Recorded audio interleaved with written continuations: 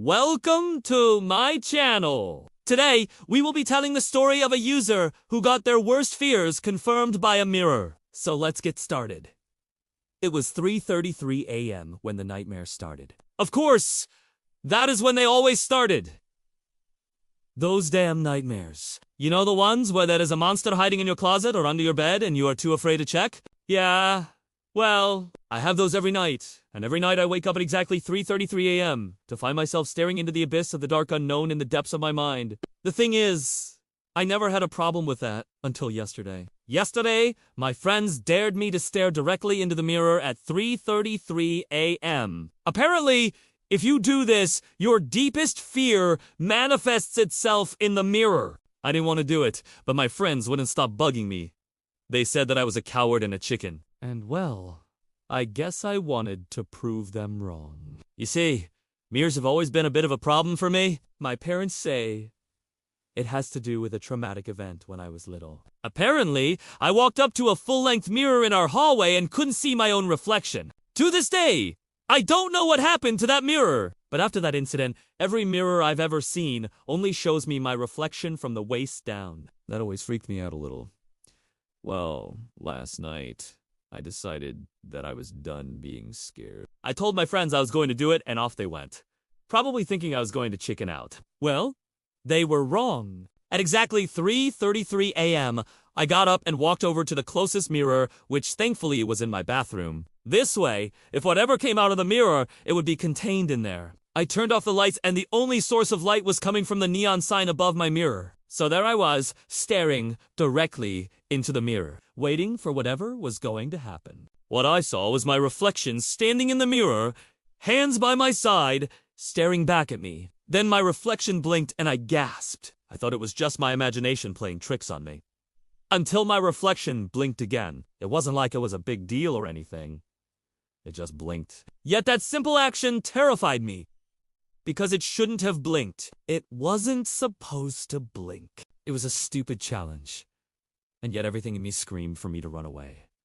Maybe I was getting a bit spooked out. Yet something in the reflection seemed off. Its eyes were black. It didn't seem to blink whenever I did. And I could have sworn it took a step forward. But then the lights went out and my phone died. The screen went black, but the mirror stayed lit, reflecting the emergency lights flickering from down the hallway. That's when I saw him. He was right behind me. I turned around, but no one was there. I called out for my friends, but they weren't answering their phones. The only sound in the hallway was my own breathing and the scratching noise coming from behind me. Whatever it was moving closer. I don't know how long I stood there, paralyzed by fear, but suddenly I felt something cold touch my neck. It was a small scratch, not enough to draw blood, but definitely enough to make my skin crawl.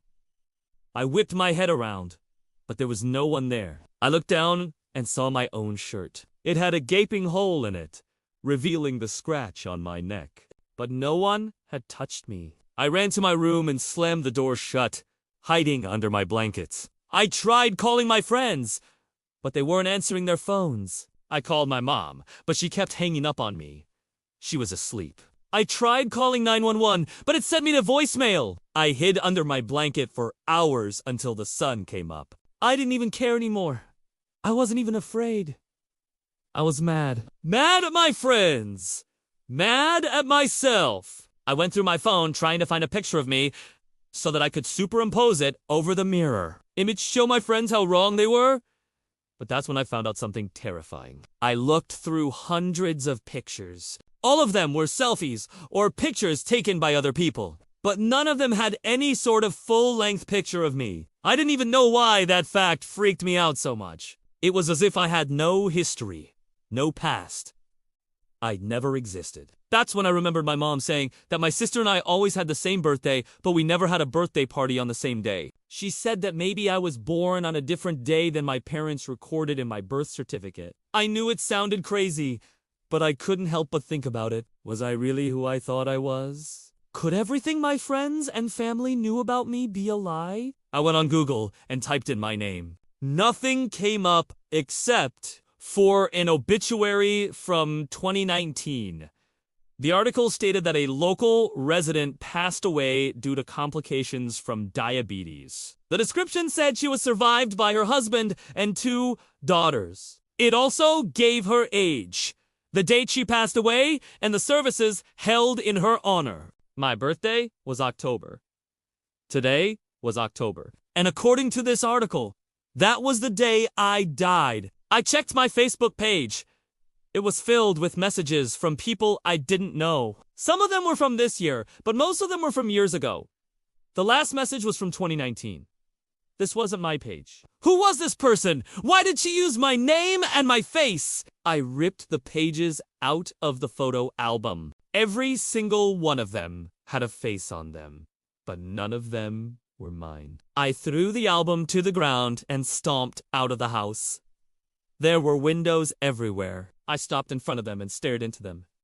All they reflected back was me. Everywhere I went, I saw myself. I banged my hand against the glass, screaming for help. But all I saw were the cracks spreading outwards, spider-webbing across my face. Then I stopped. I finally realized what was happening. I wasn't haunted by a ghost. I wasn't possessed by a demon. I was replaced. Someone stole my identity, my life. The question was, why? And more importantly, who? And that is where the story ends. Do you think Opie is actually dead? And if so, where do you think she went? Let me know in the comments below. Also, if you want to hear more stories like these, stay tuned.